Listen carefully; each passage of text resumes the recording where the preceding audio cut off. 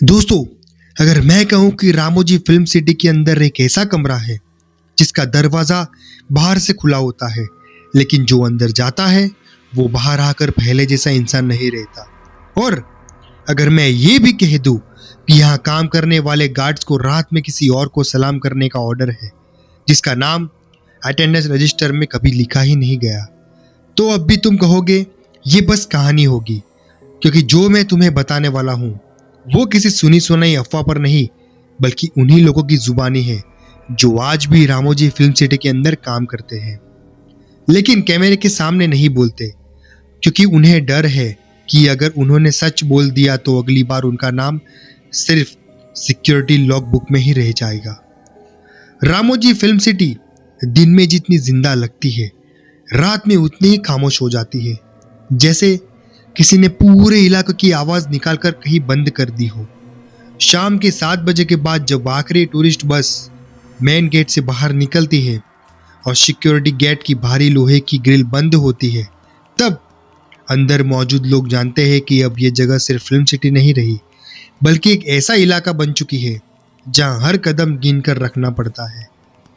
राकेश को ये सब बातें बकवास लगती थी जब उसने पहली बार नाइट सुपरवाइज की ड्यूटी ज्वाइन की थी।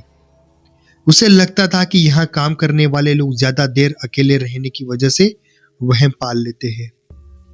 सीसीटीवी रूम में बैठकर कॉफी पीते हुए उसने कई बार गार्ड की डरावनी बातों पर हंसी उड़ाई थी, लेकिन जिस रात हिल व्यू होटल के तीसरे फ्लोर का कैमरा ब्लिंक हुआ, उसी रात राकेश के अंदर कुछ ऐसा टूटा जो दोबारा कभी ठीक नहीं हुआ। मॉनिटर पे कॉरिडोर बिल्कुल खाली दिख रहा था, वही लंबा कॉरिडोर, वही पीली लाइट, वही दीवारों पर लगी पुरानी फिल्मों के फेडेड पोस्टर, लेकिन अचानक जैसे ही किसी ने फ्रेम के अंदर हवा का मोड़ दिया हो, स्क्रीन पर एक औरत खड़ी दिखाई दी, बिल्कुल बीच कॉरिडोर में। न उसके चलने की आवाज थी, न मोशन सेंसर को कोई अलर्ट, वो बस वहां थी जैसे पहले से मौजूद हो और कैमरे ने अब उसे नोटिस किया हो। राकेश इंस्टेंटिवली अपनी कुर्सी से थोड़ा पीछे खिसक गया, क्योंकि उसने तुरंत नोटिस किया कि उस औरत की परछाई कारपेट पर नहीं पड़ रही थी, जबकि कॉरिडोर की लाइट ऐसी थी कि हर छोटी चीज को शैडो साफ दिखती थी। उसने जूम किया, कैमरा एंगल बदला, लेकिन जितना वो पास जाता गया उतना ही उसका सीना भारी होता गया, क्योंकि उस औरत का चेहरा कैमरा की तरफ नहीं था। फिर भी उसकी आंखें सीधी सीसीटीवी रूम के अंदर झांक रही थी, जैसे स्क्रीन के उस पार कोई शीशा ना होकर खुला रास्ता हो। राकेश ने अपने आप को समझाया कि ये रिफ्लेक्शन इश्यू हो सकता है या किसी शूट का एक्स्ट्रा रास्ता भटक कर आ गया होगा, लेकिन जैसे ही उसने कैमरा चेंज किया, वही औरत दूसरे कैमरे में भी दिखी, फिर तीसरे में, फिर चौथे में। हर फ्रेम में उसकी दूरी राकेश से कम होती जा रही थी, जैसे वो कॉरिडोर में नहीं बल्कि कैमरास के जरिए आगे बढ़ रही हो। राकेश ने तुरंत वॉकी टॉकी उठाकर 3rd फ्लोर चेक करने का आदेश दिया, लेकिन जवाब में जो आवाज आई वो किसी गार्ड की नहीं थी।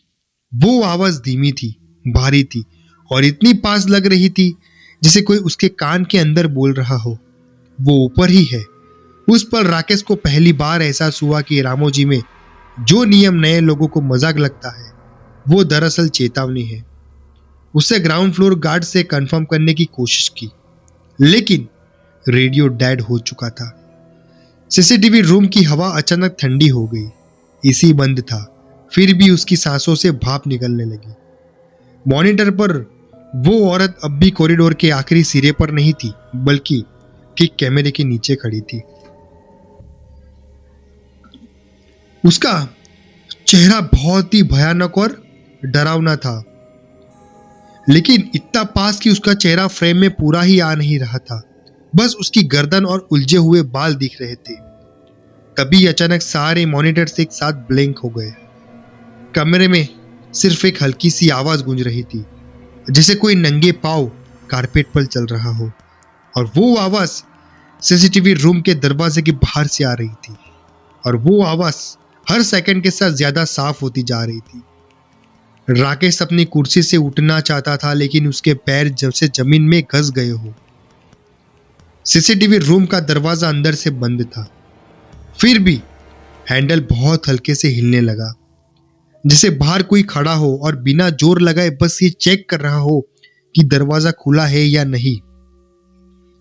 उसी पल मॉनिटर्स अपने आप वापस ऑन हुए और अब सारे कैमरास में कॉरिडोर नहीं बल्कि सीसीटीवी रूम का बाहर वाला पैसेज दिखाई दे रहा था। वही पैसेज जहां से वो आवाज आ रही थी और उन सभी स्क्रीन के बीचों बीच वही औरत खड़ी थी। इस बार उसका चेहरा साफ दिख रहा था, आंखें पूरी तरह काली जैसे किसी ने उनमें से रोशनी खींच ली हो, होठ आधे खुले हुए और चेहरे पर ऐसा भाव जैसे वो कुछ याद करने की कोशिश कर रही हो। राकेश का दिमाग जोर जोर से कह रहा था कि ये कैलकुलेशंस से है, स्ट्रेस है, लेकिन उसका शरीर उस बात को मानने को तैयार नहीं था, क्योंकि उसने कानों ने साफ सुना अब उसी आवाज ने अब दरवाजे के ठीक बाहर से कहा था, तुम देर से आए हो।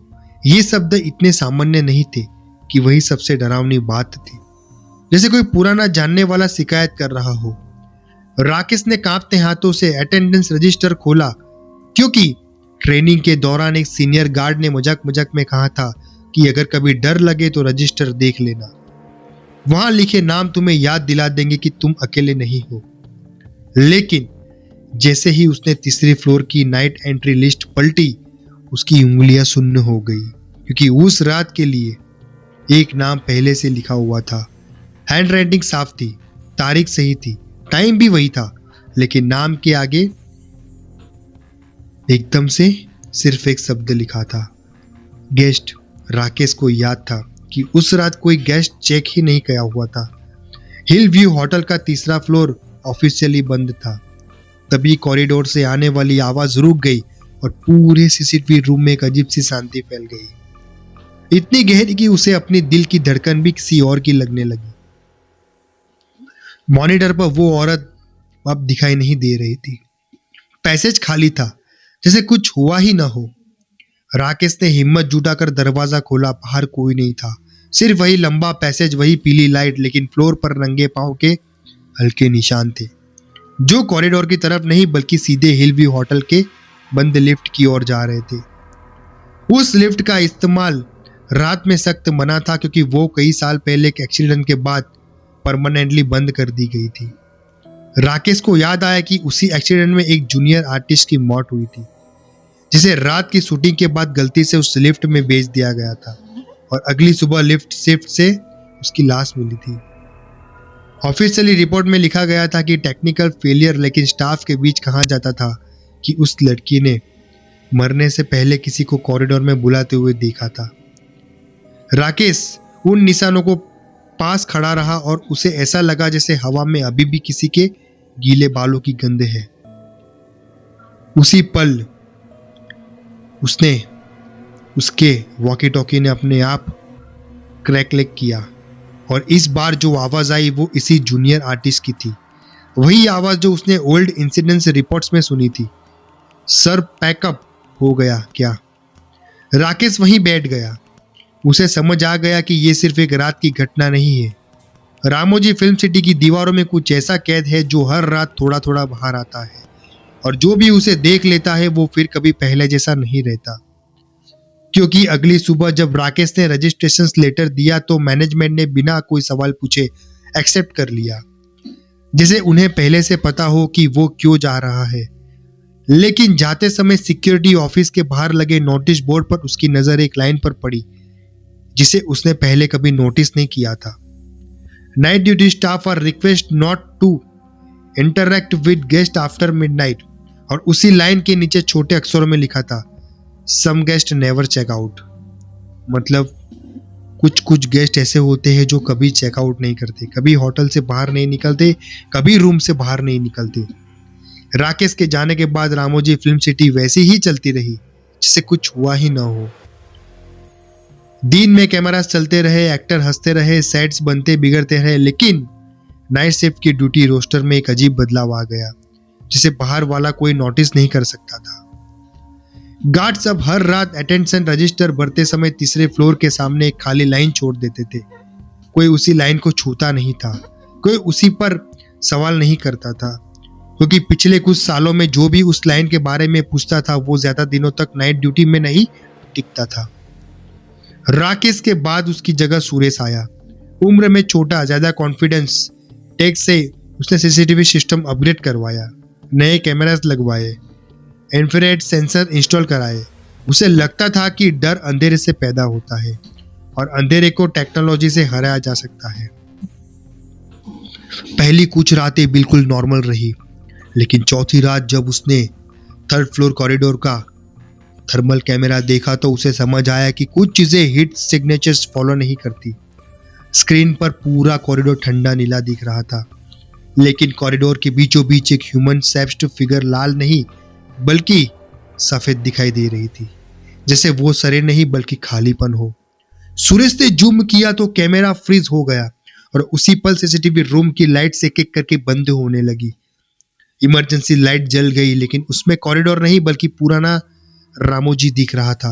वो रामोजी जो 1990s में था। अधूरे सेट्स, कच्ची सड़कें और वो जगह जहां हिल व्यू होटल आज भी खड़ा है। वहां सिर्फ जमीन और कुछ टूटे हुए प्रॉप्स थे। उसी सीन के बीच एक लड़की खड़ी थी, वही जूनियर आर्टिस्ट जिसकी एक्सीडेंट में मौत हो गई थी। लेकिन इस बार उसके कपड़े मॉडर्न नहीं थे, वो उस कस्टम्स में थी जो उसने अपनी आखिरी शूटिंग के दिन पहना था। सुरेश पीछे हटने लगा, लेकिन सीसीटीवी रूम का दरवाजा अपने आप लॉक हो चुका था। उसके कानों में अब कई आवाजें एक साथ आने लगी। Take up, retake, one more shot, जैसे किसी इनविजिबल डायरेक्टर ने पूरी फिल्म सिटी को फिर से रोल कर दिया हो। मॉनिटर्स पर सीन्स बदलते जा रहे थे, कहीं वॉर सेट, कहीं पैलेस कॉरिडोर, कहीं जंगल शूट, लेकिन हर सीन के बैकग्राउंड में वही लड़की खड़ी थी, हमेशा फ्रेम के एज पर, कभी पूरी तरह क्लियर नहीं। सुरेश को याद आया कि पुराने स्टाफ कहते थे कि रामोजी सिर्फ एक जगह नहीं है, ये एक ऐसा स्टेज है जहाँ कुछ किरदार शूट के बाद भी एग्जिट नहीं लेते। उसने अपने फोन से रिकॉर्डिंग शुरू की, लेकिन फोन स्क्रीन पर उसका अपना रिफ्लेक्शन नहीं दिख रहा था, सिर्फ उसके पीछे खड़ी वो लड़की दिख रही थी। और इस बार उसने बोलना शुरू किया। सीन्स खत्म ही नहीं हुआ सर। उसकी आवाज में कोई गुस्सा नहीं था, बस थकान थी, जैसे वो सालों में उसी शॉट में फंस गई हो। सुरेश के दिमाग में अचानक फ्लड की तरह मेमोरीज आने लगी जो उसकी नहीं थी। उसने देखा कि कैसे नाइट शूट के बाद उस लड़की को जल्दी में हिल व्यू होटल के स्टाफ लिफ्ट में भेजा गया था, कैसे पावर फ्लैक्शंस हुआ था, कैसे लिफ्ट बीच में अटक गई और ऊपर से किसी ने चिल्लाकर कहा था अंदर ही रुको, और कैसे घंटों बाद जब दरवाजा खुला तो अंदर कोई जिंदा नहीं था। सुरेश चीखना चाहता था, लेकिन आवाज बाहर नहीं निकल रही थी।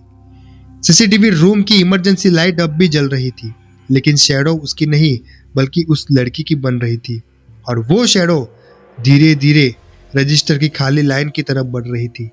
उसी पल मेन गेट से मॉर्निंग शिफ्ट की आवाजें आने लगी, बर्ड्स की आवाज, इंजिन्स की आवाज। मॉनिटर्स अचानक नॉर्मल हो गए, लाइट वापस आ गई, डोर अनलॉक हो गया।